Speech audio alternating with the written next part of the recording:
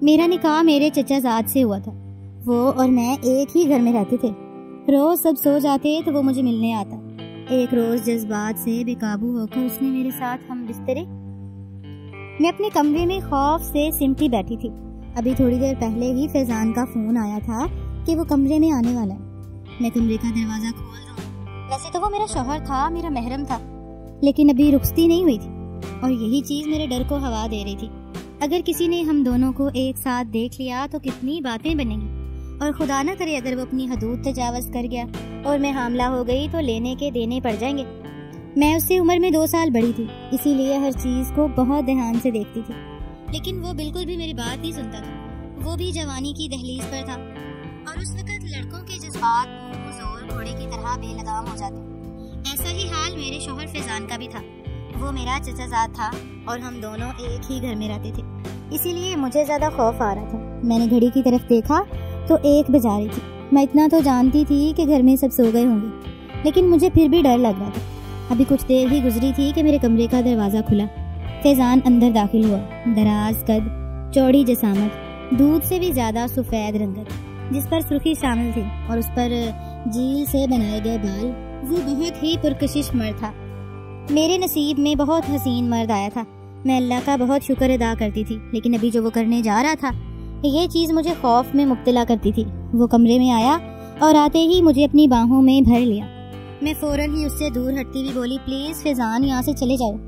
اگر کسی نے تمہیں اس پہر میرے کمرے میں دیکھ لیا تو نہ جانے سب کیا سوچیں گے. تم کیوں اس طرح سے برتاؤ کر رہے ہو؟ کچھ ہی دن باقی ہیں, رخصتی ہو جائے گی, پھر اپنے سارے ارمان نکال لینا. میں اف نہیں کہوں گی, ابھی فی الحال کے لیے مجھے بخش دو. جبکہ وہ فوراً ہی میرے بازوؤں کو اپنی گرفت میں کرتا ہوا بولا, بہت ہی کوئی تو اوپر کی پہنچی ہوئی چیز ہے. پہلے مجھے کہا کہ نکاح کر لیا, میں نے نکاح کر لیا, اب تو مجھے اپنے قریب نہیں آنے دیتی. آخر تو چاہتی کیا؟ وہ بہت ہی عجیب لہجے میں آج بات کر رہا تھا, ورنہ تو وہ ہمیشہ مجھ سے تم سے ہی مخاطب ہوتا تھا. میں فوراً ہی اس کے گال پر ہاتھ رکھتے ہوئے بولی, میری جان, میں تم سے بہت محبت کرتی ہوں اور تمہارے جذبات کی قدر بھی کرتی ہوں, لیکن اگر اس پہر تمہیں میرے کمرے میں کسی نے دیکھ لیا تو لینے کے دینے پڑ جائیں گے. اگر تمہیں اپنی عزت کا خیال نہیں ہے, کم از کم میری عزت کا تو خیال رکھو. میں تمہاری بیوی ہوں یار. اگر کچھ ہو گیا الٹا سیدھا تو لوگ 100 طرح کی باتیں بنائیں گے. تم اس طرح کیوں کر رہے ہو؟ کیوں مجھے سب کی نگاہوں میں شرمندہ کرنا چاہتے ہو؟ جبکہ فیضان فوراً ہی میرا ہاتھ جھٹکتے ہوئے بولا, زیادہ بکواس نہیں کرو, سب سو چکے ہیں, میں دیکھ کر آیا ہوں. کوئی بھی لاؤنج یا ڈرائنگ روم میں موجود نہیں ہے, سب اپنے اپنے کمروں میں آرام کر رہے ہیں, اور اب میں تمہاری باہوں میں آرام کروں گا. یہ بول کر اس نے اچانک ہی مجھے بستر پر لٹا دیا, جبکہ میں اسے خود سے دور کرنے کی ہر ممکن کوشش کر رہی تھی, جبکہ وہ دھیرے دھیرے اپنی تمام حدود تجاوز کرتا جا رہا تھا. اس کے جذبات بالکل بھی بے قابو ہو رہے تھے اور میری جان ہوا ہو گئی تھی. مجھ پر بالکل بھی مستی تاری نہیں ہو رہی تھی, بس میں خوف سے لرز رہی تھی. مجھے ایک ہی ڈر تھا, کہیں خدا نہ کرے کچھ الٹا سیدھا ہو گیا تو لینے کے دینے پڑ جائیں گے. لیکن وہ سننے کا رواداری نہیں تھا. اچانک ہی مجھے غصہ آیا اور میں نے گھماتا ہوا زناٹے دار تھپڑ فیضان کے چہرے پر سعید کر دیا, جبکہ وہ حیران ہو کر اپنے گال پر ہاتھ رکھ کر بیٹھا مجھے دیکھ رہا تھا. اس کو بالکل توقع نہیں تھی کہ میں اس پر ہاتھ اٹھا دوں گی, جبکہ میں خود حیران تھی کہ یہ میں نے کیا کر دیا. میں کچھ کہتی اس سے پہلے ہی اس نے مجھے جھٹکا دیا اور تنفن کرتا ہوا کمرے سے نکل گیا. میری جان پر بن آئی تھی, یہ میں نے کیا کر دیا تھا؟ مجھے کچھ سمجھ نہیں آ رہا تھا. وہ میرا شوہر تھا, میرا مزاجی خدا. اگر وہ مجھ سے اپنے حقوق چاہتا تھا تو مجھے چاہیے تھا کہ میں دے دوں. عجیب عجیب سے خیالات میرے دماغ میں گردش کرنے لگے تھے. اگر اس نے مجھے طلاق دے دی یا کچھ بھی میرے خلاف اپنی ماں کو بول دیا تو میرا کیا بنے گا؟ ساری زندگی مجھے اس کے ساتھ گزارنی, کہیں یہ مجھ سے انتقام تو نہیں لے گا؟ یہ باتیں میرے دماغ میں آتے ہی میری جان نکلنے لگی تھی. مجھے کچھ سمجھ نہیں آ رہا تھا کہ میں کیا کروں. کافی دیر تک میں کمرے میں ہی بیٹھی سوچتی رہی اور آخر میں تھک ہار کر رونے لگ گئی تھی. میری بے بسی آنسوؤں کی صورت میں آنکھوں سے بہ رہی تھی. میں کافی دیر تک روتی رہی اور آخر میں تھک ہار کر سو گئی. اگلی صبح میرے لیے بہت ہی بری ثابت ہوئی تھی. جیسا میں نے سوچا تھا ویسا ہی ہوا تھا. سامنے وہ منہ بنا کر بیٹھا ہوا تھا, جبکہ ڈائننگ پر کھانا اس کی بہن لگا رہی تھی. ورنہ تو یہ میرا کام تھا, صبح سب سے پہلے اٹھ کر میں اس کے لیے ناشتہ بناتی تھی اور اس کے سامنے رکھتی تھی. لیکن آج اس کی بہن کو ناشتہ دیتا دیکھ کر میری سسکی سی بن گئی تھی. مجھے بہت رونا آ رہا تھا. میں کیا کرتی؟ میں خود کی حفاظت کرنے کے چکر میں اس کو ناراض کر گئی تھی. میں خاموشی سے جا کر اس کے پاس ہی بیٹھ گئی, جبکہ میرے بیٹھنے کی دیر تھی کہ وہ آدھا ادھورا ناشتہ چھوڑ کر ہی گھر سے باہر چلا گیا تھا. جبکہ میں کیسے اسے مناتی؟ مجھے کچھ سمجھ نہیں آ رہا تھا۔ کافی دیر تک میں چپ ہو کر ڈائننگ ٹیبل پر ہی بیٹھی رہی تھی۔ اس کی بہن شاید چائے لینے کے لیے گئی تھی۔ وہ جب باہر آئی تو خفگی سے بولی، بھابھی بھائی کہاں پر گئے؟ میں نے باہر کی طرف اشارہ کر دیا تھا، جبکہ وہ روٹھے ہوئے انداز میں بولی، اچھی بھلی میں سو رہی تھی، آ کر مجھے بیدار کیا کہ ناشتہ دے دیں، اور اب دے رہی ہوں تو صاحب باہر چلے گئے۔ آج تو ان کے مزاج ہی نہیں مل رہے۔ ویسے کیا آپ دونوں کے بیچ کوئی لڑائی وغیرہ ہوئی ہے؟ جبکہ میں فوراً ہی چینک گئی تھی۔ مجھے اندازہ نہیں تھا کہ گھر والوں کو فوراً ہی پتہ چل جائے گا، اور میں فوراً ہی نفی میں سر ہلاتے ہوئے بولی، ارے نہیں میری طبیعت تھوڑی ٹھیک نہیں ہے، اسی لیے اس نے تم سے کہہ دیا، چلو اس کے بدلے میں ناشتہ کر لیتی ہوں، آؤ تم میرے پاس بیٹھ جاؤ۔ جبکہ وہ انکار کرتے ہوئے اپنے کمرے میں چلی گئی کہ نہیں ابھی اسے اور سونا ہے، جبکہ میں نے اسے فورس نہیں کیا تھا، کیونکہ میرا خود کا موڈ حد درجہ خراب تھا۔ سارا دن میں ادھر ادھر ہی پھرتی رہی تھی، وہ گھر آیا ہی نہیں تھا۔ اس کی امی نے بھی کئی بار مجھ سے پوچھا کہ بیٹا تمہیں معلوم ہے فیضان کہاں پر ہے، جبکہ میں نے سب سے ہی لا علمی کا اظہار کیا تھا۔ سب کو معلوم تھا کہ فیضان مجھے ٹوٹ کر چاہتا ہے اور ہر بات مجھ سے کہتا ہے، تو لازمن تھا کہ مجھے اس کی گمشدگی کا بھی معلوم ہوگا، لیکن میں کچھ بھی نہیں جانتی تھی۔ میری بہت بری حالت ہو رہی تھی۔ رات کے 12 بجے وہ گھر میں داخل ہوا تو سب سو رہے تھے، بس میں ہی لاؤنج میں بیٹھی اس کا انتظار کر رہی تھی۔ اس نے دوپہر کے وقت فون کر کے اپنی ماں کو بتا دیا تھا کہ وہ کام پر آ گیا اور رات کو دیر سے گھر واپس آئے گا، کیونکہ فیکٹری میں کام بہت زیادہ ہے۔ اس کو گھر میں داخل ہوتا دیکھ کر میں فوراً ہی کھل اٹھی تھی اور بھاگ کر اس کے پاس گئی، جبکہ وہ مجھے نظر انداز کر کے اپنے کمرے میں جانے لگا تھا۔ میں نے فوراً ہی اس کی کلائی تھامی اور خود کی طرف متوجہ کرتے ہوئے بولی، پلیز فیضان مجھے معاف کر دو، میں جانتی ہوں میں نے تمہارے ساتھ غلط کیا اور مجھے اپنی اس غلطی کا احساس بھی ہے۔ کیا تم اپنی محبت کو اس طرح سے رسوا کرو گے؟ جبکہ وہ میرا ہاتھ جھٹک کر اپنے کمرے میں چلا گیا تھا۔ میں اس کی بے رخی پر 100 موت مری تھی۔ میں اتنا تو جانتی تھی کہ کہانی بہت خراب ہو چکی ہے، مجھے اسے بہت مشکل سے منانا پڑے گا، لیکن اس بار منانے کے بدلے مجھے خود کو اس کے سپرد کرنا پڑے گا، اور میں اپنی محبت کو منانے کی خاطر کسی بھی حد تک جا سکتی تھی، لیکن میں یہ بھول گئی تھی کہ میں کتنی بڑی غلطی کرنے والی ہوں۔ میں نے فوراً ہی اس کے لیے ٹرے میں کھانا وغیرہ سجایا اور اس کے کمرے میں پہنچ گئی۔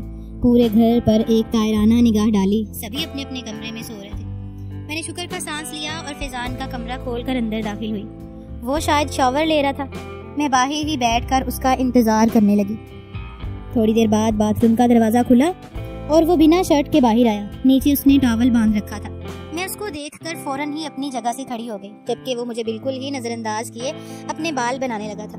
مجھے اس کو اس طرح سے دیکھنا اچھا تو نہیں لگ رہا تھا اور ساتھ میں شرم بھی آ رہی تھی، لیکن اس وقت اگر میں اپنی شرم کو ایک طرف نہیں رکھتی تو مسئلہ بن سکتا تھا۔ میں قدم با قدم چلتی ہوئی فیضان کے پاس آئی اور خاموشی سے پیچھے سے اس کے گلے لگ گئی، جبکہ ایک پل کو اس کے وجود کو جھٹکا سا لگا تھا جس کو میں نے بخوبی محسوس کیا تھا۔ میں اس کے سینے سے لگنا چاہتی تھی، لیکن وہ مجھے بالکل بھی اہمیت نہیں دے رہا تھا۔ اس نے دھیرے سے مجھے علیحدہ کیا اور خاموشی سے صوفے پر جا کر بیٹھ کر کھانا تناول کرنے لگا۔ میں اس کے قریب ہی قدموں میں بیٹھ گئی تھی۔ شاید یہ اس کو برا لگا تھا۔ اس نے میرا ہاتھ پکڑ کر مجھے اپنے برابر میں بٹھا لیا اور میں خاموشی سے اس کے کندھے پر سر رکھ چکی تھی۔ میری یہ خاموشی صاف اشارہ تھی کہ تم میرے ساتھ کچھ بھی کر سکتے، میں تمہیں کچھ نہیں کہوں۔ اچانک ہی اس نے اپنا کھانا تر کیا اور مجھے اپنی باہوں میں اٹھا کر بستر پر لے گیا۔ میں جانتی تھی یہی سب کچھ ہونے والا ہے۔ وہ اپنے جذبات کو قابو نہیں رکھ سکتا اور میں اسے ناراض نہیں دیکھ سکتی تھی۔ دھیرے دھیرے وہ میرے وجود پر قابض ہوتا چلا گیا تھا۔ کمرے کی لائٹ اس نے آف کر دی تھی، جس کے باعث مجھے کچھ بھی نظر نہیں آ رہا تھا۔ میں نہیں جانتی تھی کہ وہ آج اپنی تمام حدود تجاوز کر جائے گا۔ میں تو سمجھی تھی کہ تھوڑی دیر ہی میرے قریب رہے گا اور اس کے بعد دور ہو جائے گا، لیکن آج تو وہ کچھ اور ہی کرنے کے موڈ میں تھا۔ میں نے 1-2 بار اسے روکنا بھی چاہا، لیکن اس نے صاف کہہ دیا تھا کہ آج نہیں تو پھر کبھی نہیں، اور یہ بات تو میں کبھی بھی برداشت ہی نہیں کر سکتی تھی۔ میں خاموشی سے وہیں لیٹی رہی اور وہ اپنی تمام خواہشات کو پورا کرتا رہا۔ صبح فجر کے وقت میں اس کے کمرے سے نکل کر اپنے کمرے میں آ گئی تھی۔ رات بھر کی قربت کے باعث میرا وجود درد سے گرا رہا تھا۔ خاموشی سے نہا دھو کر واپس ہو گئی تھی۔ مجھ میں اتنی ہمت نہیں تھی کہ میں فجر کی نماز پڑھ لیتی۔ اگلی صبح میرے لیے بہت روشن ثابت ہوئی تھی۔ مجھے اٹھانے کے لیے فیضان خود آیا تھا۔ اس نے دھیرے دھیرے میرے بالوں میں انگلیاں پھیری، جس کے باعث میری آنکھیں فوراً ہی کھل گئیں تھیں۔ وہ میری ماتھے پر ایک محبت بھرا بوسہ دیتے ہوئے بولا، میری جان صبح بخیر، ناشتہ دے دو، مجھے فیکٹری جانا ہے۔ رات کو تمہارے ساتھ خلوت کے لمحات بھی تو گزارنے ہیں نا؟ جبکہ میں فوراً ہی ناراض ہوئی تھی اور اس کی طرف دیکھتے ہوئے بولی، کوئی نہیں، بس ایک دفعہ اور، اب دوبارہ شادی کے بعد تم دوبارہ ضد نہیں کرو گے، بس تمہیں منانے کی خاطر میں اتنا کر دی۔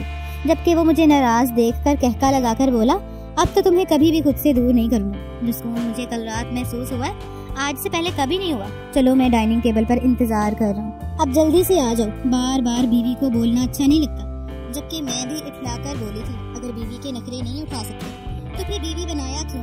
چلو آج میں تمہیں ناشتہ بنا کر نہیں ہوگی۔ جبکہ وہ اچانک ہی میرے بستر پر لیٹ گیا تھا۔ میری جان ہوا ہوئی تھی۔ وہ کہنے لگا چلو ناشتہ نہیں بنا کر دے سکتی تو موڈ ہی بنا دو۔ وہ دھیرے دھیرے مستی کے موڈ میں آ رہا تھا اور میری جان خوش ہو گئی تھی۔ اگر اس پہر ہم دونوں کو ایسی کوئی بھی حرکت کرتا ہوا دیکھ لیتا تو بہت غلط ہو جانا تھا۔ میں فوراً سے پہلے بستر سے نکل کر باتھ روم میں بھاگی تھی، جبکہ مجھے پیچھے تک اس کا کہکا سنائی دیا تھا۔ شاور لیتے وقت میرے چہرے پر ایک دھیمی سی مسکراہٹ تھی، شاید میں بھی اس کے اس عمل سے مطمئن تھی۔ باہر آ کر میں اس کے لیے ناشتہ بنانے لگی، جبکہ وہ ڈائننگ ٹیبل پر بیٹھا موبائل چلانے میں مصروف تھا۔ اس کا چہرہ بھی حشاش بشاش تھا، جبکہ میں بھی نکھری نکھری سی معلوم ہو رہی تھی۔ میری اماں نے میری جانب اجنبے سے دیکھا اور کہنے لگی حوریا سب خیر تو ہے؟ کیا ہوا ہے؟ اتنی مسکراہٹ کیوں آ رہی ہے چہرے پر؟ جبکہ ان کے اچانک بولنے سے میں چونک گئی تھی۔ میں نے ان کی طرف دیکھا اور فوراً ہی نفی میں سر ہلاتے ہوئے بولی نہیں امی ایسی تو کوئی بات نہیں ہے، آپ کو ایسے ہی غلط فہمی ہو رہی ہوگی۔ جبکہ میں نے خود کو فوراً ہی سنبھالا تھا، شاید فیضان کا رنگ میرے چہرے پر آ گیا تھا۔ جبکہ میری اماں میرے کندھے پر ہاتھ رکھ کر بولی تھی بیٹا رخصتی نہیں ہوئی ہے، تھوڑا احتیاط کیا کرو، خدا نہ کرے اگر کچھ الٹا سیدھا ہو گیا تو عزت پر بات آ جائے گی۔ جبکہ میں چپ ہو گئی تھی۔ امی کا اچانک سے ایسے کہنا مجھے خوف میں مبتلا کر رہا تھا۔ ایک دم ہی میرے دماغ میں عجیب عجیب وسوسے آئے تھے، کہیں انہوں نے مجھے فیضان کے ساتھ دیکھ تو نہیں لیا؟ لیکن پھر فوراً ہی اپنی سوچ کو جھٹک دیا، کیونکہ جس وقت میں کمرے میں داخل ہوئی تھی اس وقت کوئی نہیں جاگ رہا تھا، اور خاص کر کے امی اور چچی کو تو میں خود دیکھ کر آئی تھی۔ میں نے جلدی جلدی فیضان کے لیے ناشتہ تیار کیا اور اس کے پاس لے کر پہنچ گئی۔ اس نے بھی میرے ساتھ ہی بیٹھ کر ناشتہ تناول کیا۔ ہم دونوں کے بیچ ہلکی پھلکی نوک جھوک بھی ہوتی رہی تھی، جس میں زیادہ تر ذکر کل رات کا ہی تھا۔ ناشتہ کر کے وہ کام کے لیے جا چکا تھا، جبکہ میں بھی اپنے کمرے میں چلی گئی تھی۔ مجھے اپنی شادی کے وہ حسین دن یاد آنے لگے تھے جب میری اور فیضان کی شادی ہوئی تھی۔ یہ شادی بڑوں کی پسند سے کی گئی تھی، لیکن اس میں فیضان کا بھرپور ساتھ تھا۔ وہ مجھ سے 2 سال چھوٹا تھا، وہ میرے چاچا کا بیٹا تھا۔ میں نے اس سے شادی سے فوراً ہی اعتراض کیا تھا۔ میرا ماننا تھا کہ وہ میرا چھوٹا بھائی ہے اور میں 2 سال چھوٹے لڑکے سے شادی نہیں کروں گی، لیکن گھر کا رشتہ تھا اور فیضان اچھا کماتا تھا۔ میری اماں نے فوراً ہی مجھے ڈانٹا اور چچی کو رضامندی ظاہر کر دی تھی۔ نکاح کے بعد مجھے معلوم ہوا تھا کہ اس چیز میں فیضان کی رضامندی شامل تھی۔ وہی مجھے پسند کرتا تھا اور شادی کا خواہشمند تھا۔ شادی سے پہلے اس کی امی نے اسے بہت سمجھایا تھا کہ لڑکی تم سے 2 سال بڑی ہے، لیکن فیضان کو اس چیز سے کوئی فرق نہیں پڑتا تھا۔ فرق تو مجھے بھی نہیں پڑتا تھا، کیونکہ میں اس کے سامنے بالکل چھوٹی سی لگتی تھی۔ وہ دراز قد، چوڑی جسامت اور بہت ہی پرکشش مرد تھا۔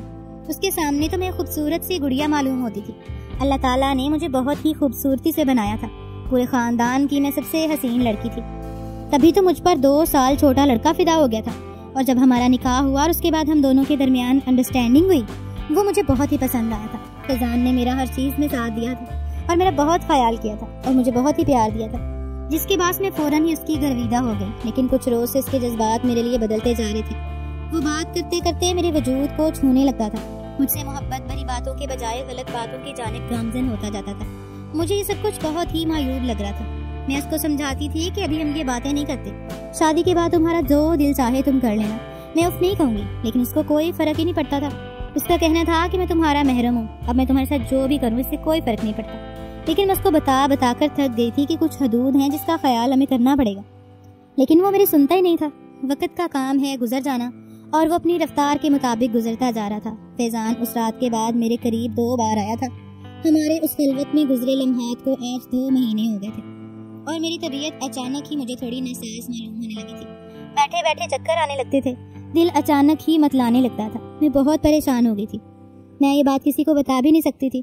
میں نے سوچا کہ اماں کو بتا دیتی ہوں، لیکن پھر کچھ سوچ کر خاموش ہو گئی، کہیں وہ الٹا مطلب نہ لے جائیں۔